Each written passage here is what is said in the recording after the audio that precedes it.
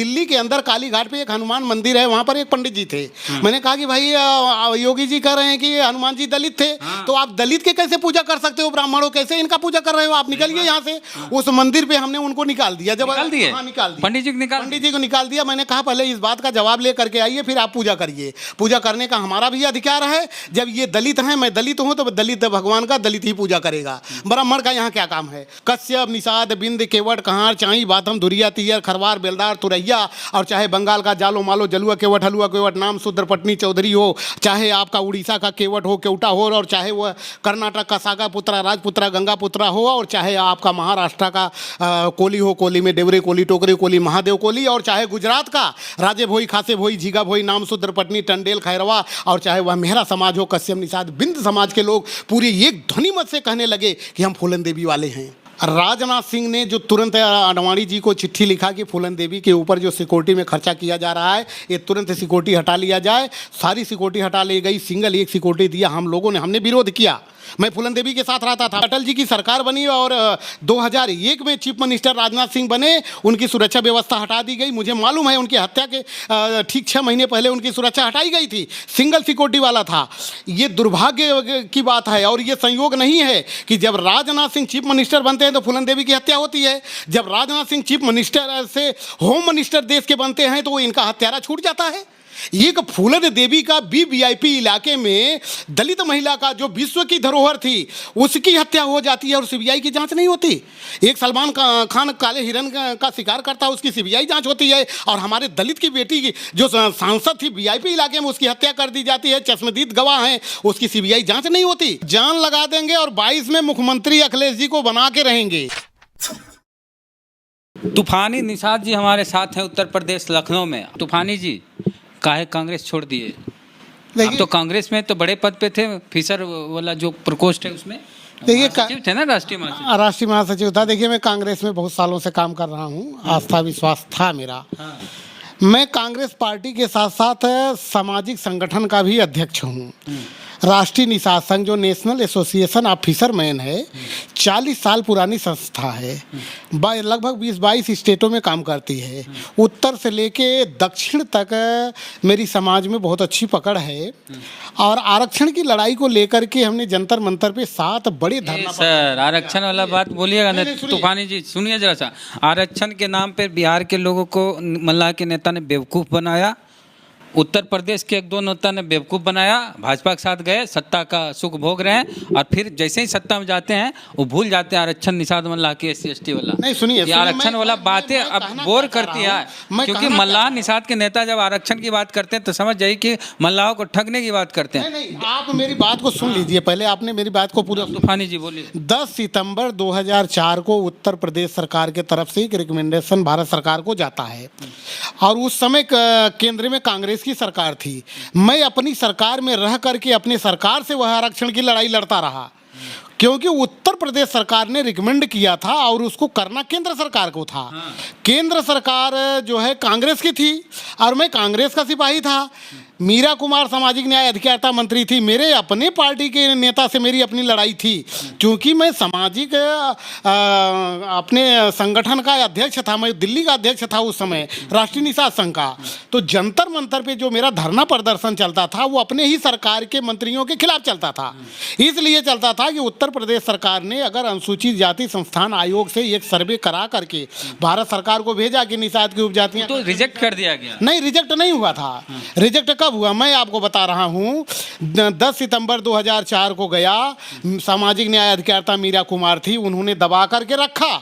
लेकिन जब मायावती की सरकार 2007 में बनती है तो मायावती जब 2007 में मायावती की सरकार बनी, 13 मई 2007 को मायावती जी की पहली सरकार बनने के 27 मई को पहली बैठक हुई और इन्होंने चिट्ठी लिख करके मीरा कुमार जी को कहा कि जो उत्तर प्रदेश का अनुसूचित जाति का निषादों का रिकमेंडेशन गया उसमें कुछ त्रुटि है, आप वापस करो, उसे मैं ठीक करा करके भेजूंगी। तुरंत मीरा कुमार जी सामाजिक न्याय अधिकारिता मंत्री थी कांग्रेस पार्टी की, हम लोगों ने विरोध किया, उनसे कहा कि मैडम इसे वापस मत करो, इसको पार्लियामेंट में बहस करा करके इनका सामाजिक अधिकार है, इसको दिया जाना चाहिए। लेकिन मीरा कुमार जी ने तुरंत उसके रिकमेंडेशन को वापस कर दिया और पूरा 5 साल मायावती ने उसको जो है उस चिट्ठी को लिख करके मंगाया, रिकमेंडेशन वापस नहीं भेजा। पुनः 2012 में जब अखिलेश की सरकार बनी तो पुनः सर्वे करा करके 73 पेज का, पहला 403 पेज का रिकमेंडेशन था। पुनः अखिलेश यादव ने 2013 में फिर इथनोग्राफिक रिपोर्ट, हाँ, इथनोग्राफिकल रिपोर्ट सर्वे करा करके फिर भेजा। जब फिर भेजा तो 2013 के बाद 14 में सरकार बदल गई और जब बीजेपी की गवर्नमेंट बनी तो बीजेपी के गवर्नमेंट में जो है फिर जो सामाजिक न्याय अधिकारिता मंत्री थावरचंद गहलोत बने।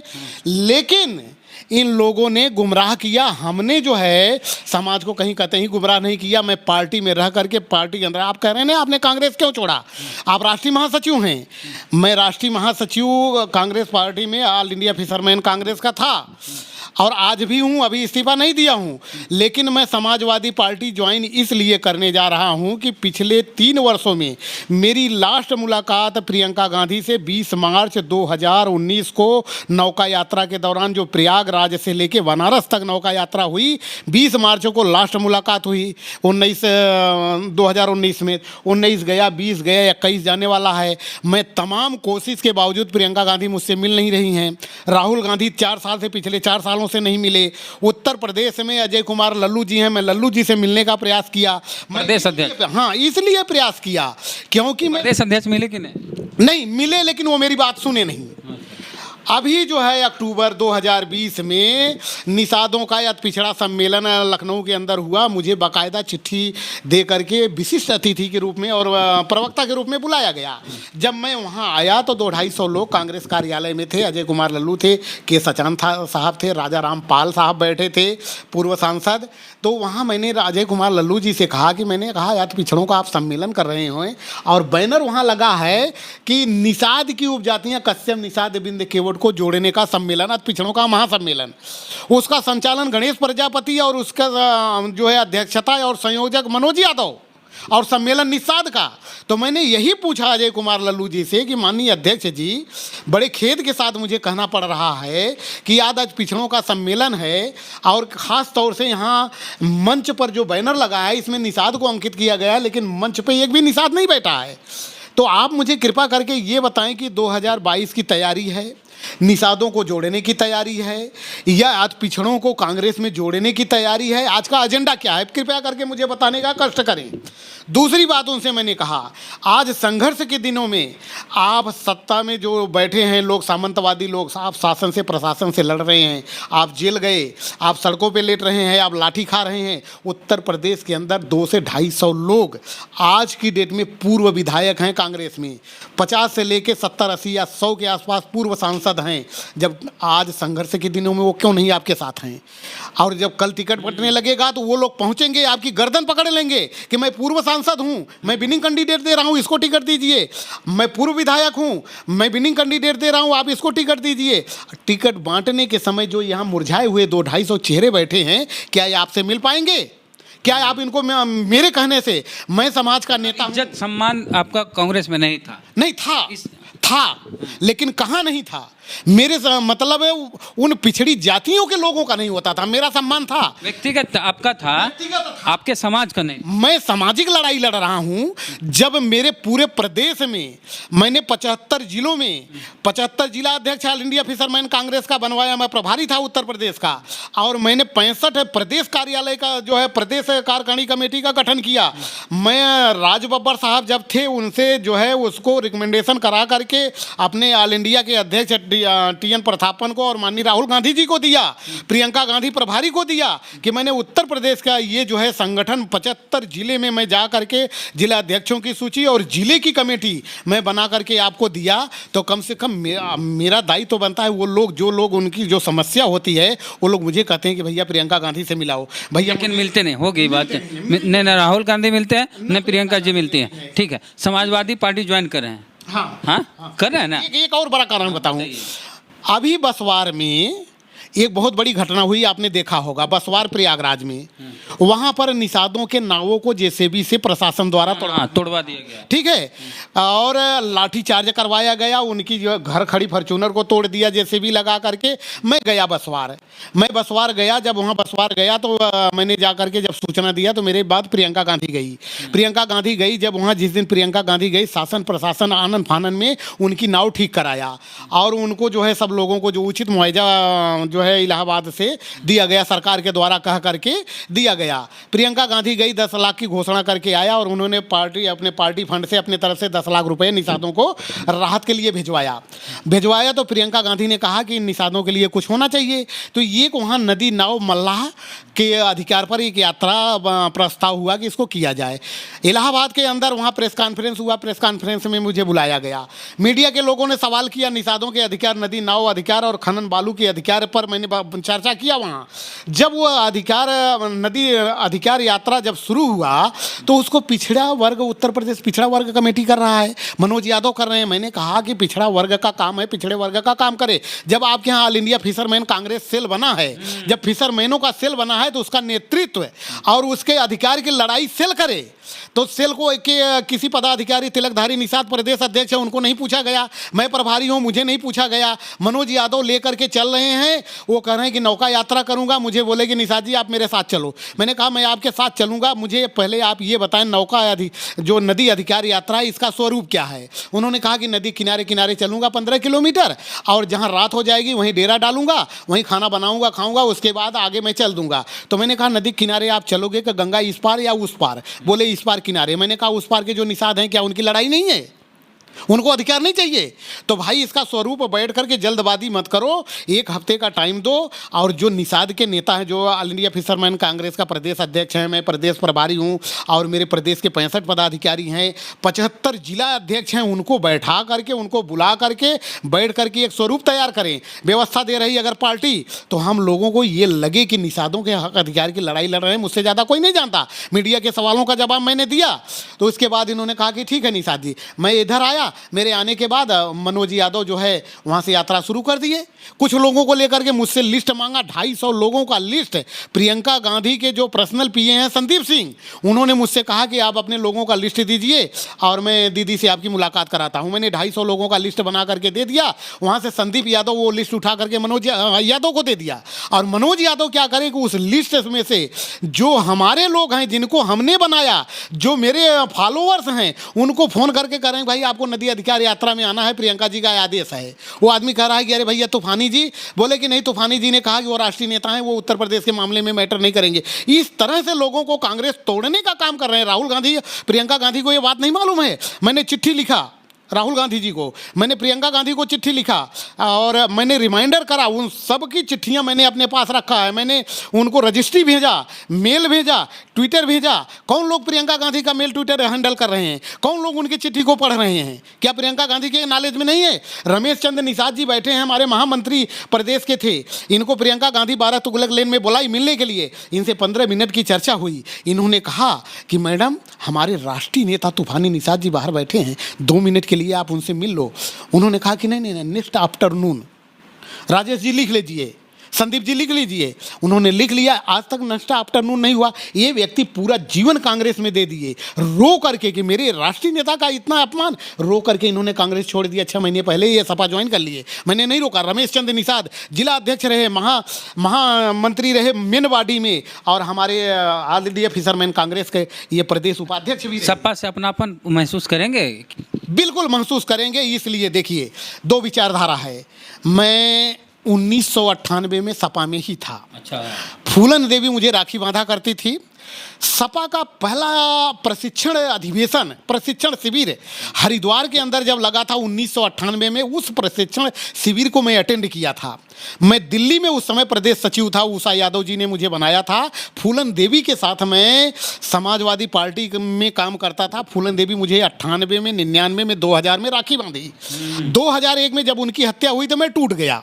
सच बताऊं, मैं दिल से उनको बहन मानता था। मेरे आंखों में आंसू आ जाते हैं, मेरा हृदय द्रवित हो उठता है। मैं रो पड़ता हूं अपने उस बहन के लिए। और मैंने उसे कहा, जब उसकी हत्या हुई, मैंने कहा कि दिल से दिया था रतन ले ले बहना, ये फूलों का हार सुमन ले ले बहना। जब मैं किसी मंच पे जाता हूं, मुझे कोई हार पहनाता है या मेरा स्वागत करता है तो मेरी आंखें द्रवित हो उठती हैं। मैं अपने आप को रोक नहीं पाता, रो देता हूं। क्यों रो देता हूं? कि उस बहन ने जो जंगल से लेकर के जेल और जेल से लेकर के पार्लियामेंट तक तक उसको किसने सम्मान दिया, किसने पहुंचाया? माननीय मुलायम सिंह। और मुलायम सिंह जी को अपना धर्म का पिता वो मानती थी, और ये उनको अपना वो धर्म की बेटी मानते थे। तो उन्होंने 1991 में फूलन देवी को रिहा करवाया। जितने केस उनके ऊपर लगे थे तत्काल प्रभाव से, जो मुख्यमंत्री के अधिकार क्षेत्र में होता है, सारा अधिकार उन्होंने यूज करके अपने बेटी को उस केस से बरी कराया। और जो अधिकार क्षेत्र से बाहर था उसमें वकील लगे, और हाई कोर्ट सुप्रीम कोर्ट का जो मैटर था वो हाई कोर्ट और सुप्रीम कोर्ट से उनको बरी कराया। इसके बाद उनको टिकट दे के मिर्ज़ापुर से उस बेटी को, जो अपना स्वभाव बदल चुकी थी, जिसको जीने की कोई तमन्ना नहीं थी, जिसको जिंदगी से कोई मतलब नहीं था, क्रूर हो चुकी थी सामंतवादियों से, जिन्होंने उसके अस्मत के साथ खिलवाड़ किया, जिन्होंने उसकी इज्जत को लूटा, वो तो मर चुकी थी, उनकी आत्मा मर चुकी थी। उनको जो है इंसान और जानवर में कोई फर्क नहीं था। और ये कौन लोग बनाए थे? आज जो अपने आप को इस देश के मालिक कहते हैं, जो अपने आप को इस देश के जो है असली मालिक बताते हैं, जो लोग सत्ता में बैठे हैं, ये सामंतवादी लोग, ये समाज के ठेकेदार लोग, इन लोगों ने उसको डकैत बनाया। वो डकैत नहीं पैदा हुई थी, लेकिन मुलायम सिंह ने जेल और जंगल से निकाल करके कहाँ बैठाया? हिंदुस्तान के सबसे बड़े पंचायत में, जहाँ कानून बनता है। और जब वहाँ गई सब कुछ भूल गई। ये संयोग नहीं है पत्रकार महोदय, सब कुछ भूल गई। संविधान के मुख्य धारा से जुड़ करके अपने को दबे कुचले पिछड़े भाइयों के, वो कश्यप निषाद बिंद केवट की बात नहीं करती थी, वो उस 85 लोगों की बात करती थी, चाहे राजभर समाज के लोग हों, प्रजापति समाज के लोग हो, बढ़ई हो, तेली हो, तमोड़ी हो, कुजड़ा हो, कसाई हो, अंसारी हो, पंसारी हो, नाई हो, चौरसिया हो, जो भी भारत का नागरिक दबा कुचला पिछड़े वर्ग वंचित समाज के लोग थे, सबकी वो मसीहा बन गई और सबकी लड़ाई लड़ने लगी। जब वह संविधान की मुख्य धारा से जुड़ करके हिंदुस्तान के मोस्ट पीपल बन करके उस पंचायत में बैठ करके कानून बनाने का काम, और वह सम्मान माननीय पिताजी जो उनके धर्म के थे, मुलायम सिंह जी समाजवादी पार्टी के मुखिया, उन्होंने उस लायक बनाया। उन्होंने कहा कि पिताजी मैं और मेरा समाज सदैव आपका ऋणी रहेगा। और यह समाज कश्यप निषाद बिंद केवट कहार चाई बातम धुरिया तीयर खरवार बेलदार तुरैया, और चाहे बंगाल का जालो मालो जलुआ केवट हलुआ केवट नाम शूद्र पटनी चौधरी हो, चाहे आपका उड़ीसा का केवट हो केवटा हो, और चाहे वह कर्नाटक का सागा पुत्रा राजपुत्रा गंगा पुत्रा हो, और चाहे आपका महाराष्ट्र का कोली हो, कोली में देवरे कोली, टोकरे कोली, महादेव कोली, और चाहे गुजरात का राजे भोई, खासे भोई, झीगा भोई, नाम शूद्र पटनी, टंडेल खैरवा, और चाहे वह मेहरा समाज हो, कश्यप निषाद बिंद समाज के लोग पूरे एक ध्वनि मत से कहने लगे कि हम फूलन देवी वाले हैं। खाली आप अपने जात के बारे में बता दिए, पूरा बहुजन समाज फूलन देवी के साथ थे। अरे भाई मैं बहुजन समाज की बात तो कर ही रहा हूं। मैंने कहा क्या कि वह दबे कुचले 85% जो 1585 की लड़ाई थी, 85 के लोग थे, लेकिन पूरे भारत में जो 18 से 20 करोड़ की आबादी है, वो जो अपने आप को अलग अलग नाम से बताते हैं, वो सारे लोग कहने लगे कि हम फूलन देवी वाले हैं। भोई कौन होते हैं? फूलन देवी वाले। सागर पुत्रा कौन है? फूलन देवी वाले। निषाद कौन है? फूलन देवी वाले। कश्यप कौन है? फूलन देवी वाले। सारे एकजुट हो गए। तूफानी जी अब वर्तमान में जरा सा जाएं जी। मुकेश सहनी आए थे बिहार से जी, अब वीरांगना फूलन देवी जी की प्रतिमा लगा रहे थे। हाँ। योगी जी बंद कर दिए, एयरपोर्ट से निकलने नहीं दिए। देखिए ये बहुत बड़ा दुर्भाग्य है। 2001 में जब फूलन देवी की 25 जुलाई 2001 की हत्या हुई, तो उस समय उत्तर प्रदेश के चीफ मिनिस्टर माननीय राजनाथ सिंह थे, और केंद्र में भाजपा की सरकार थी, होम मिनिस्टर थे लालकृष्ण आडवाणी। ठीक है, उस समय में इनकी जो सिक्योरिटी व्यवस्था थी, 6 से 8 सिक्योरिटी व्यवस्था इनके पास जो है 8 से 6 लोग रहते थे। राजनाथ सिंह ने जो तुरंत आडवाणी जी को चिट्ठी लिखा कि फूलन देवी के ऊपर जो सिक्योरिटी में खर्चा किया जा रहा है, ये तुरंत सिक्योरिटी हटा लिया जाए। सारी सिक्योरिटी हटा ली गई, सिंगल एक सिक्योरिटी दिया। हम लोगों ने, हमने विरोध किया। मैं फूलन देवी के साथ रहता था। कंफर्म बता रहे हैं? कंफर्म बता रहे हैं। मैं फूलन देवी के साथ था, हमने उस समय फूलन देवी जी के लिए वायु श्रेणी की सुरक्षा की मांग की गई थी, लेकिन लालकृष्ण आडवाणी जो होम मिनिस्टर थे वो नहीं दिए थे। था 8 सुरक्षा व्यवस्था था, हटा दिया गया। और उससे पहले जब राजनाथ सिंह चीफ मिनिस्टर नहीं बने थे, उससे पहले 98 में था। लेकिन ये जब इनकी अटल जी की सरकार बनी और 2001 में चीफ मिनिस्टर राजनाथ सिंह बने, उनकी सुरक्षा व्यवस्था हटा दी गई। मुझे मालूम है उनकी हत्या के ठीक 6 महीने पहले उनकी सुरक्षा हटाई गई थी, सिंगल सिक्योरिटी वाला था। ये दुर्भाग्य की बात है, और ये संयोग नहीं है कि जब राजनाथ सिंह चीफ मिनिस्टर बनते हैं तो फूलन देवी की हत्या होती है। जब राजनाथ सिंह चीफ मिनिस्टर से होम मिनिस्टर देश के बनते हैं तो इनका हत्यारा छूट जाता है। एक फूलन देवी का वीवीआईपी इलाके में दलित महिला का जो विश्व की धरोहर थी उसकी हत्या हो जाती है और सीबीआई की जांच नहीं होती। एक सलमान खान काले हिरन का शिकार करता है, उसकी सीबीआई जांच होती है, और हमारे दलित की बेटी की जो सांसद थी वीआईपी इलाके में उसकी हत्या कर दी जाती है, चश्मदीद गवाह हैं, उसकी सीबीआई जांच नहीं होती। ये दोहरी मानसिकता, राजनीति, तुष्टीकरण की राजनीति करने वाले लोग। हम मुकेश सहनी पर थे, तूफानी जी। हाँ, मुकेश सहनी की बात कर रहे हैं। आज मुकेश सहनी को मैं धन्यवाद देता हूँ कि उस आदमी ने इतना जिगर दिखाया कि उत्तर प्रदेश के अंदर आ करके 18 मंडलों में 18 मूर्ति लगाने का काम वो करने जा रहे थे। ठीक है, वो अपना काम कर रहे हैं, लेकिन भारतीय जनता पार्टी के घटक दल के वो नेता हैं। उत्तर प्रदेश में वो आए थे काम करने, बिहार के अंदर सरकार में वो मंत्री हैं, एनडीए घटक दल के नेता हैं, केंद्र में उनकी बात होती है, घटक दल के नेता हैं। जब वो उत्तर प्रदेश के अंदर फूलन देवी की मूर्ति लगाने आए थे तो ये कौन से मानसिकता के लोग हैं? ये लोग कह रहे हैं कि मुकेश सहनी ने परमिशन नहीं लिया था। जो मूर्ति लगाने आए 18 मूर्ति, 18 कमिश्नरी उत्तर प्रदेश के अंदर है और कमिश्नरी पे लगना था, उनको लगाना था बनारस में जाकर के। लोगों ने कहा कि हम सरकारी ज़मीन में नहीं लगा रहे हैं, हम अपनी ज़मीन में लगा रहे हैं, हम सरकार को एक पत्रक दे दिए हैं और अपनी ज़मीन में मूर्ति लगाने के लिए या अपने घर में सरकार से परमिशन लेने की ज़रूरत नहीं है। लेकिन वो मंत्री थे, उनको प्रोटोकॉल को मेंटेन करना चाहिए था, वो अपना काम करे, वो मेंटेन करे। वह व्यक्ति दिल्ली आते हैं, दिल्ली से 25 तारीख को 1 बजे बनारस एयरपोर्ट पे पहुंचते हैं। बनारस एयरपोर्ट पे उनको नज़रबंद कर दिया जाता है और 2 घंटे के बाद उनको कलकत्ता टिकट करा के भेज दिया जाता है और कलकत्ता से फिर वापस लाया जाता है पटना। तो उत्तर प्रदेश के अंदर जितने कश्यप निषाद बिंद केवट समाज के लोग हैं, अब वो इतना तो समझ गए हैं कि कौन आरक्षण की बात कर रहा है और कौन फूलन देवी की बात कर रहा है और कौन देने की बात कर रहा है, कौन सिर्फ मीडिया में और पत्रकारिता में दिखा करके वोट लेने की बात कर रहा है। हम संजय निषाद जी से भी बात किए, इंटरव्यू किए उनका, डॉक्टर संजय निषाद पार्टी के नेता हैं। वो बोले हैं कि 2022 का जो चुनाव है उससे पहले अगर निषाद मल्लाह को SC ST में शामिल नहीं किया गया तब हम अलग हो जाएंगे, 164 सीट पे चुनाव लड़ेंगे। देखिए, मैंने इंतजार कर रहे हैं। 2019 का जब चुनाव आया तो 2019 से पहले समाजवादी पार्टी से इनके बेटे प्रवीण जी को, हाँ, गोरखपुर से सांसद थे।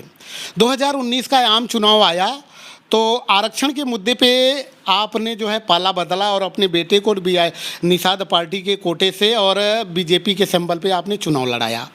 आपके बेटे सांसद बनते हैं संत कबीर नगर से, आरक्षण की बात आप करते हैं और जो वीआईपी पार्टी आज उत्तर प्रदेश के अंदर आई है वो वीआईपी पार्टी में 70 से 80% निषाद पार्टी के पदाधिकारी और कार्यकर्ता हैं जो डॉक्टर संजय निषाद जी से रूठ। क्या बात कर रहे हैं तूफानी जी? देखिए, वीआईपी पार्टी के जो प्रदेश अध्यक्ष हैं वो समाजवादी पार्टी वाले लोटन राम निषाद जी हैं।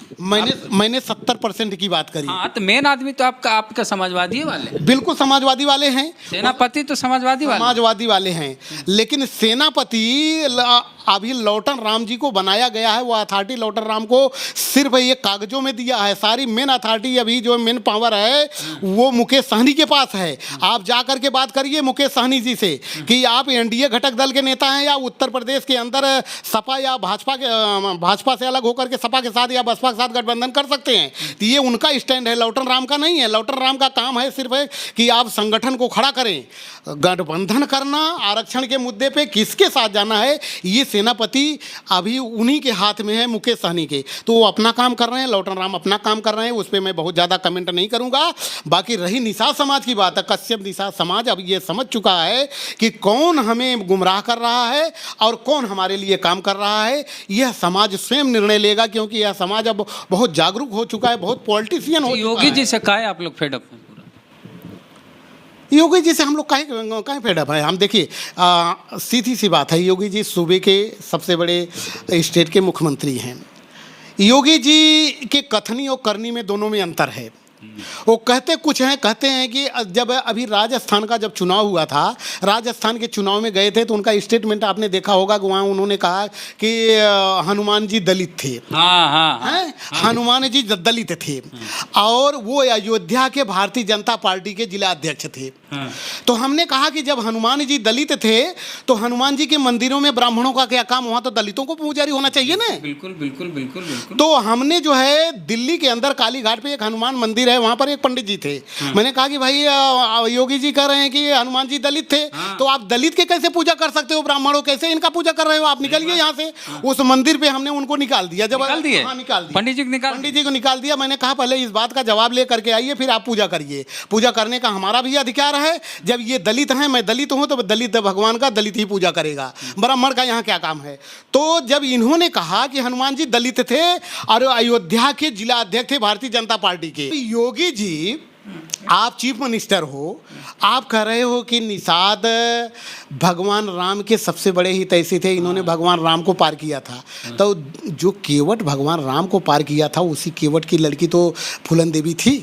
और आपके घटक दल के नेता मुकेश सहनी हैं। आप संदेश क्या देना चाहते हो? निषादों का वोट चाहिए भगवान राम को पार कराने का, और उन्हीं की बेटी के साथ रेप हुआ था, और उसको जो है आज उसको अगर वह समाज अपना आइडियल मानता है, अपनी देवी मानता है, उनमें आस्था रखता है, तो आपका भी दायित्व बनता था कि आपके घटक दल के नेता हैं, आप मुकेश सहनी को कहते कि भैया आचार संहिता लगी है।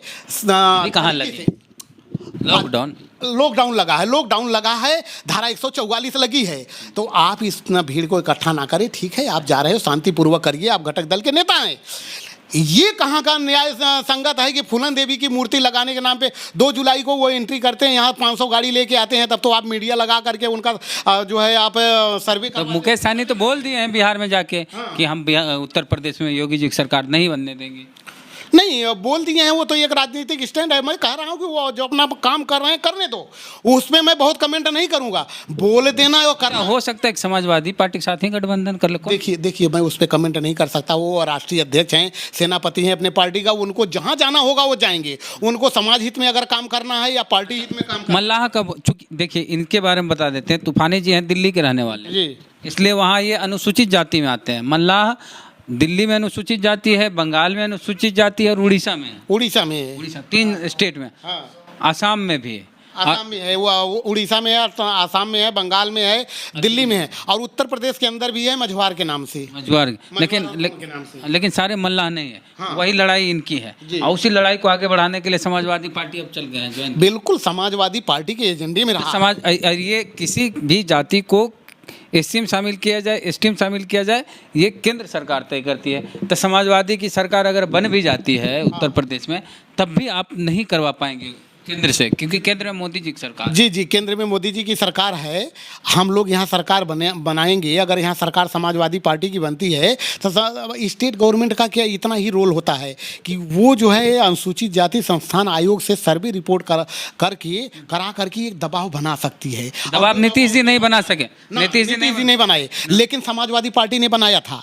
आपको याद होगा भाजपा वाला आपको केंद्र में अगर आपको अनुसूचित जाति में शामिल कर ही देगा, तो सारे मल्लाह निषाद जय मोदी हर हर मोदी करे लगेंगे। जी बिल्कुल करने लगेंगे। ये तो इस समाज की मांग है, और सारे समाज के सामाजिक नेता कहते भी हैं। देखिए जो पार्टी में उनकी पार्टी, जिस चीज की राजनीति आप कर रहे हैं उस चीज की मांग की पूर्ति मोदी जी कर दिए, तो आपकी राजनीति खत्म। जी देखिए राजनीति कभी किसी की खत्म नहीं होती। इसी मुद्दे पे आप खत्म हो जाएगा। राजनीति मेरी नहीं खत्म होगी, ना इस समाज की राजनीति खत्म होगी। फिर आप भी मोदी करेंगे? कौन? मैं मोदी नहीं करूंगा। मेरा संवैधानिक अधिकार है, मोदी जी देते हैं उनका धन्यवाद। मैं काहे मोदी करूंगा? मेरा लेकिन देंगे नहीं, मुर्दाबाद लेकिन और देंगे तो धन्यवाद करूंगा। मोदी मैं नहीं करूंगा। लेकिन देंगे नहीं। संजय निषाद बोल दिए हैं कि मोदी जी नहीं देंगे, छोड़ देंगे उनका साथ। नहीं, संजय निषाद का अपना स्टैंड है। हाँ। संजय निषाद के बातों पे मैं कोई टिप्पणी नहीं करना चाहूंगा। इसलिए दावा के साथ करते हैं क्योंकि नीतीश कुमार बीजेपी के साथ हैं, और 2 बार एथनोग्राफिक रिपोर्ट दिल्ली भेजे हैं जी। तब से 2 को अनुसूचित जनजाति के मंत्री बदल गए हैं। हाँ। एससी के भी मंत्री बदल गए हैं, लेकिन एससी एसटी में निषाद मल्लाह को शामिल नहीं किया गया। मोदी सरकार में एथनोग्राफिक रिपोर्ट भेजा गया, उसको रिजेक्ट कर दिया गया। इसी लड़ाई को लेकर आप समाजवादी पार्टी के साथ हैं, और कोशिश आपकी ये होगी कि केंद्र में भी आप अगली बार समाजवादी गठबंधन की सरकार बने, तब आपकी मांग पूरी हो सकती है। भाजपा में से उम्मीद करना हमको नहीं लगता कि बेईमानी है। 2012 के घोषणा पत्र में अटल जी ने डाला था। 2012 का जो आम चुनाव यहाँ का उत्तर प्रदेश का हुआ था, बीजेपी का घोषणा पत्र उठा करके देख लीजिए, उसमें 17 नंबर पे साफ लिखा हुआ है कि उत्तर प्रदेश के अंदर अगर भारतीय जनता पार्टी की सरकार बनती है तो मछुआरों का लंबित मांग अनुसूचित जात का दर्जा निषाद समाज को दिया जाएगा। ये अटल बिहारी वाजपेयी जी का स्टेटमेंट और घोषणा पत्र में है, आप उठा के देख लीजिए 2012 का। बीजेपी वाला खाली वादा करते हैं, पूरा नहीं करते हैं। तो तूफानी जी हैं, तूफानी निषाद कांग्रेस के बड़े नेता हैं, मल्लाह समाज के फिशर जो प्रकोष्ठ सेल है उसके राष्ट्रीय महासचिव हैं, लेकिन अभी मोहभंग हो गया, कांग्रेस से ज्वाइन कर रहे हैं समाजवादी पार्टी, अखिलेश यादव के साथ जाएंगे और धरती पुत्र मुलायम सिंह यादव के जिंदाबाद के नारे लगाएंगे। बिल्कुल लगाएंगे। कोशिश होगी कि अखिलेश यादव फिर से 22 की कोशिश से जान लगा देंगे और 22 में मुख्यमंत्री अखिलेश जी को बना के रहेंगे। उत्तर प्रदेश के अंदर आपको मालूम है कि 18 मंडल हैं और 75 जिले हैं, 80 लोकसभा है, 403 विधानसभा है, 823 ब्लॉक है, 1,58,000 न्याय पंचायतें हैं और उस न्याय पंचायत के उस बूथ तक अखिलेश यादव जी का कार्यकर्ता की पहुंच है। मेरी टीस क्या थी, मैं समाजवादी पार्टी में मैं काम करने वाला व्यक्ति हूं, जमीन से जुड़ा हुआ व्यक्ति, और उस चट्टी चौराहे पर राजनीति करने वाला एसी और उसमें एसी गाड़ी एसी रूम का मैं नेता नहीं हूं। तो इनकी बात से आप कितने सहमत है बताइएगा कमेंट बॉक्स में। और ये जो ज्वाइन कर रहे हैं समाजवादी पार्टी, उस पर आपकी क्या प्रतिक्रिया हुई बताइएगा। जय भीम, जय भारत।